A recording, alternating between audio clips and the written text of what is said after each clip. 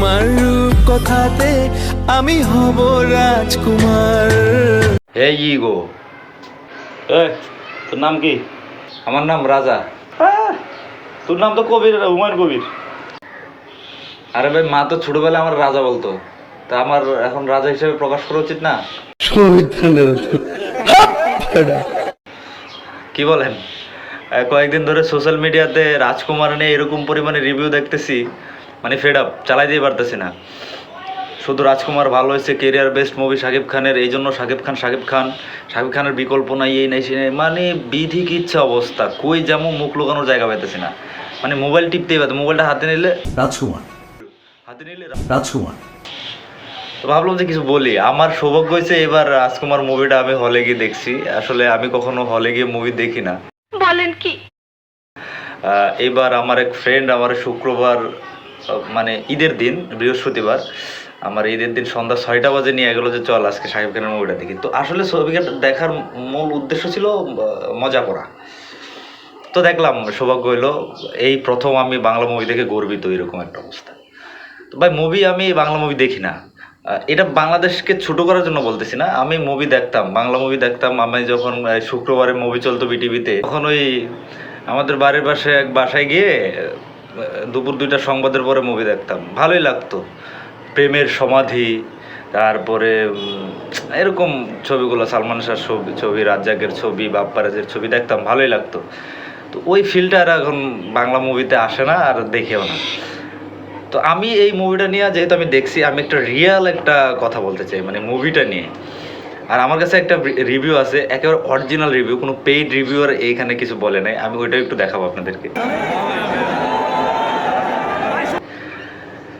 তো চলেন আমরা একটু মুভি নিয়ে কথা বলি। चलो भाई देखो अब मैं क्या करता हूँ। মুভিটা হচ্ছে স্যাম। কি আরে বলুন কি নাম হলো তার শামসুল হক। সে নিজেকে স্যাম বলে প্রকাশ করে, কারণ সে তার চিন্তা ভাবনা সে আমেরিকা যাবে। আমেরিকা গেলে তার শামসুল হকটা চলে না, স্যাম দিতে হবে নামটা। আচ্ছা ঠিক আছে, স্যাম কি করছে, তার বাপের কাছ থেকে 50 লক্ষ টাকা দাবি করছে তার মামতো ভাইরে বাঁচানোর উছিলায়। যে ঠিক আছে, তার মামতো ভাই একটা মেয়েকে ইমপ্রেস করার জন্য একটা ওই শাখের রসের হাড়ি পার তুলছিল গাছে, তো হাড়ি থেকে সাপ বাইর হয়েছে। তো ওই মামতো ভাইরা বলছে ঠিক আছে তুই নড়িস না, নড়লে সাপ কামড় দিবে, আমি মামার ডাইকা নিয়ে আসি। মামা মানে শ্যামার আব্বা আসছে, বন্দুক নিয়ে ফায়ার করতে গেছে, হাত তো কাঁপে। তো এখন এলাকার লোকজন বলতেছে এটা একমাত্র স্যাম ভাইকে দিয়ে সম্ভব। শ্যাম ভাই আসলো, আসার পরে বলতেছে ঠিক আছে আব্বা, আমি আরে বাঁচাইতে পারি একটা শর্তে, আমাকে 50 লক্ষ টাকা দিতে হবে। আল্লাহর কিরা করে কাটেন, হ্যাঁ ঠিক আছে 50 লক্ষ টাকা দেবো, তুই আগে বাঁচাইছে। বাঁচানোর পরে এবার 50 লক্ষ টাকা চাইছে। ঠিক আছে, বাপ এক কথার মানুষ, বরাবরই বাপ এক কথার মানুষ, 50 লক্ষ টাকা দিবে। তো ছেলে বলছে আমার 50 লক্ষ টাকা দিলে আমি আমেরিকা যাব। কোন দিক দিয়ে যাবে? আমি মেক্সিকো হইয়া পালায়া যাবো। কয় না, পালায়া যদি যাস তাহলে আমি তোরা টাকা দিব না। কয় আমি তো এমনি দেখছি পারতেছি না, তখন রাস্তা কি? এখন শেষমেশ বাপ বলে যে ঠিক আছে তুই যদি আমেরিকা যাস তাহলে আমার কাছে ত্যায্য পুত্র, আমার মরা লাশটাও তুই মাটি দিতে আসবি না। ঠিক আছে, এখানে অনেক কাহিনী ভাই। ও আমেরিকা যাবে কিভাবে, দালাল ধরছে, দালাল একটার নাম সিগনাল। তো দালাল ধরছে, দালাল বলছে ঠিক আছে একটা মেয়ের সাথে তোমার বিয়ে করাই দিব, মেয়েটা দেশে এসে তোমার বিয়ে করবে, বিয়ে করে বিদেশ যেয়ে তোমার স্পাউস ভিসা দিবে, তুমি ওই ভিসায় যাবা। যাই হোক, শেষমেশ মেয়ে একটা বিদেশি মেয়ের বিয়ে করলো। বিয়ে করার পরে বিদেশ গেল। বিদেশ যাওয়ার পরে সে খাদিজা নামে একজনকে খুঁজতেছে, খাদিজা বেগম। তো আসলে এইটুকু যে ছবি গেল, ইন্টারভেল পর্যন্ত ছবি চলে গেছে। ইন্টারভেল পর্যন্ত ছবিতে বোঝাই যাচ্ছিল না যে আসলে হিস্টোরিটা কি। আচ্ছা ঠিক আছে, মানে নিলাম যে হিস্টোরি কি বুঝতে পারতেছি না, তার মানে মুভিটাতে টুইস্ট আছে। আচ্ছা, তারপরে ওইখানে গিয়ে আহমদ শরীফের সাথে দেখা। আহমদ শরীফ ওই দেশের মানে অনেক দিন ধরে সে এখানে কাজকর্ম করে। আহমেদ শরীফ আবার বাঙালির পছন্দ করে না, বাঙালি দেখলে সে বকাঝকা করে। তো শাকিব খান একটা সময় বললো যে ভাই আপনি কাকা আপনি অ্যাটলিস্ট বাঙালির নিয়ে আর কিছু বলেন না আমার সামনে। আচ্ছা ঠিক আছে। তো সে এখানে নায়িকার সাথে একই বাসায় উঠে, আহমদ শরীফের বাড়ি আবার সেটা। তো আহমদ শরীফের বাসায় এই নায়িকা যার বিয়ে করছে সে থাকে, তার সাথে আবার শাকিব খান যায় স্যাস্ট্রামি করে উঠছে। ওঠার পরে একটা সময় নায়িকা টাকা দিতে পারতেছে না, ভাড়ার টাকা, শাকিব খান সেটা দেয়। আবার এক রেস্টুরেন্টে গিয়ে টাকার অভাবে সে ভাত খেতে না পারে সিঙ্গারা খায়, কারণ ওইখানে গরু গোস্ত $1200, মানে বাংলাদেশি টাকায় 1200 টাকা। তো আরেক মহিলার বিল সে দেয়, এটা আবার আহমদ শরীফ দেখে, দেখে নিজে খাইতে পারো না, আরেকজনের টাকা তো ঠিকই দাও। আচ্ছা, তো একটা সময় দাদি তার মারা গেল, দেশে খবর আইলো, সে খুব কষ্ট পাইলো দাদি।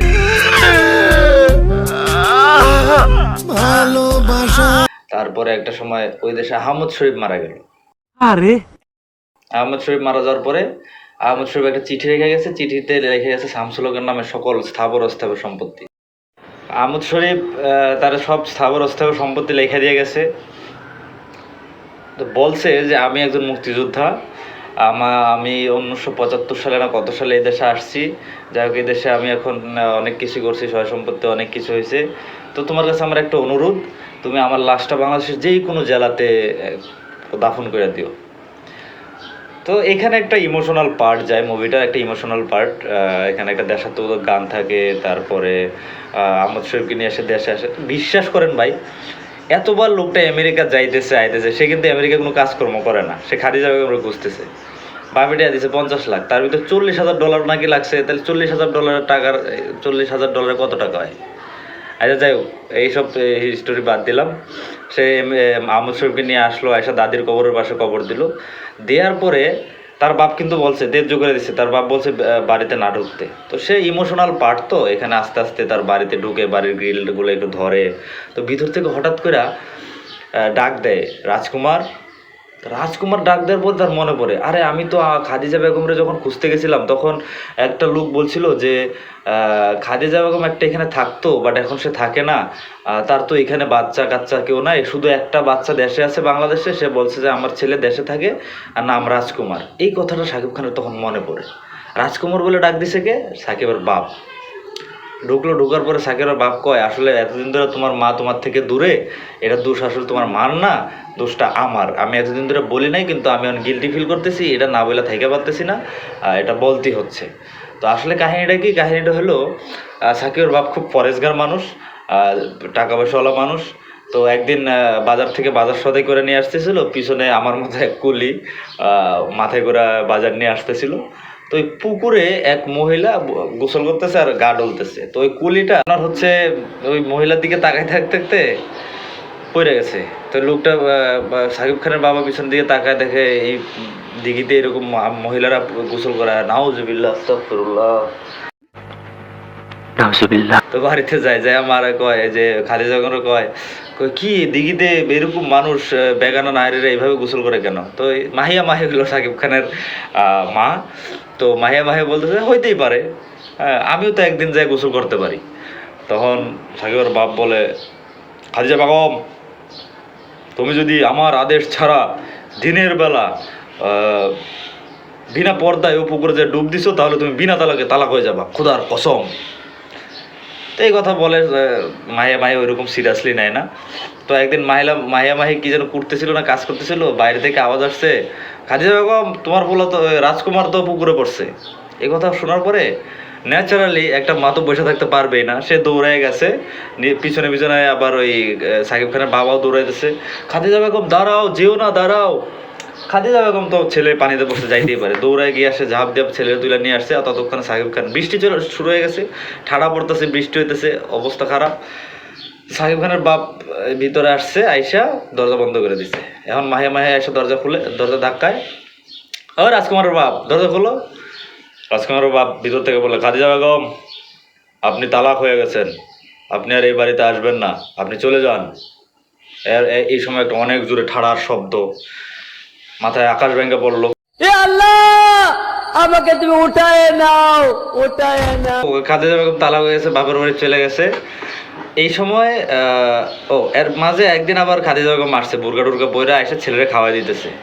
তো খাদিজা বেগমের হাজবেন্ড বাইরে থেকে আইসা দেখে খাদিজা বেগম ছেলেরা খাবার খাওয়াইতেছে। তখন আইসা বলতেছে, খাদিজা বেগম আপনাকে বলছি আপনি এ বাড়িতে আসবেন না, ওর জন্য বেগানা নারী, আপনি এ বাড়িতে আর আসবেন না। আমি আমার ছেলেকে খাওয়াইতে আসছি, সমস্যা কি? তাহলে আমার ছেলেরা আমার সাথে দিয়ে দেন। কয় না, এই ছেলে আমার, আপনি নিতে পারবেন না। একটা সময় হুট করে বলে কি, যদি আপনি আরেকবার আপনার ছেলে দেখতে আসেন তাহলে আপনি আপনার ছেলের মরা মুখ দেখবেন। এখন এই সাকিব খানের বাপ তো আবার একরুকা টাইপ মানুষ, সে কি করছে, মাহে ভয় পেয়ে গেছে, ভয় পেয়ে ছেলেরা থুইয়া সে চলে গেছে বাড়িতে। এই সময় ছেলেটা কান্না করছে। বিশ্বাস করেন ভাই, রাজকুমার মুভিতে এতক্ষণ ধরে শুধু কান্নাই চললো, মানে 5 মিনিট নিম্নে পিচ্চিটা কানতেছে। আচ্ছা ঠিক আছে। তারপরে এই যে সে মাহে মাহে গেল, ওইখান থেকে সে বিদেশ চলে গেছে, আমেরিকা চলে গেছে, আর দেখা হয়নি। তো এখানে মানুষজন ব্লেম দিছে, সাকিব খানের শুনছে যে অন্য পুরুষের সাথে চলে গেছে, এরকম নানান বিধি গেছে, যেটা হয় আর কি। তো সে যে খাদিজা বেগমের পর আবার আমেরিকা যায়, আমেরিকা যাওয়ার পরে যেই খাদিজা বেগমের কথা শুনছিল ঠিকানা, ওইখানে যাওয়ার পর ওই লোক বলে সে তো বাংলাদেশে চলে গেছে। বাংলাদেশে চলে গেছে, আচ্ছা বাংলাদেশে চলে গেছে, বাংলাদেশে আবার সে ঠিকানা নেয়, ঠিকানা নেয় ওই বাংলাদেশের ওইখানে আসার পরে রাঙামাটির একটা জায়গায় একটা ভিলা, ওইটার নাম থাকে রাজকুমার ভিলা। দেখে সাকিব খান খুশি, ইমোশন। যাওয়ার পরে বাইরে থেকে ডাক দেয়, মা আমি আপনার ছেলে। তো বলে যে না, তা আপনি আমার সাথে দেখা করিয়েন না। তো সাকিব খানকে, আচ্ছা আপনার বাবার কসম নিয়ে এখনো ভয় আছেন, দাঁড়ান আমি বাবারে এখনো নিয়ে আসতেছি। এটা বলে সে উল্টো করে নিচে নামে, এমন সময় বাইরে থেকে গুলি করে দেয়। গুলি করে দেখে ভিলেনটা আসলে হলো যে ওই নায়িকার একটা এক্স বয়ফ্রেন্ড, ও এসে গুলি করে দিছে। গুলি করার কারণ কি, সাকিব খান যে মেয়ের বিয়ে করছে ওর নাম হলো জুলি, হ্যাঁ জুলির বিয়ে করছে, জুলির এক্স বয়ফ্রেন্ড। তো জুলিও তারে একসময় ভালোবাসতো, বাট সে স্মাগলিং করে, এই জন্য জুলি তারে ছাইড়া দিছে। বাট সে জুলিরে খুব জোর করতো বিয়ে করার জন্য। এটা সাকিব খান দেখে, দেখার পরে সাকিব খান ওই সিগন্যালের মাধ্যমে জানতে পারে যে এরা জুলির উপর অত্যাচার করতেছে। তখন সাকিব খান গিয়ে তারে মারে, আর সেই ঝালটা সে মুভির শেষ দিকে আইসা তারে গুলি করে মারে। ওই সময় আপনার মাহি সিঁড়ি থেকে যে নামবে, ছেলেটা মাটিতে পড়ে আছে, গুলি খাইছে, সিঁড়ি থেকে নামবে, সিঁড়ি থেকে একটা সিঁড়ি নামলে 3টা কদম মনে উপরে ওঠে। ভাই হিন্দি সিরিয়াল এর সাথে কম স্লো মোশন করে, এত স্লো মোশন। তো শেষ পর্যন্ত এখানে সাকিব খান মারা যায়, মা আর দেখতে পারে না, এই মুভি। তো বাপের মূল কথা হলো পুরুষ হইতে হবে এক কথার। খাদিজা বেগম ওইখানে যাবা তো তালাক, তো তালাক। কিন্তু ভাই এইরকম স্ট্রেট হইলে হয় না। তো আমার শেষ অবজারভেশন হলো তার বাপ এত স্ট্রেট যে তালাকের কথা বলছে, তালাক, মরামুখ দেখতে বলছে, মরামুখই দেখবে, মানে কোনো সুযোগ নাই, চান্স নাই, দ্বিতীয় কোনো অপশন নাই। তাহলে সে যে বললো বাপের ছেলের তেজ্যপুত্র করলো, তেজ্যপুত্র করার পর আবার ছেলে নিজেই ডেকে নিল কেমনি, কথাটা কই গেল তাইলে? তো আমি বলবো যে ভাই যারা অভিনয় করছে, অভিনয় ভালো ছিল, সমস্যা না, অভিনয় সুন্দর হয়েছে, কিন্তু কাহিনী, এটা কোনো কাহিনী হয় নাই,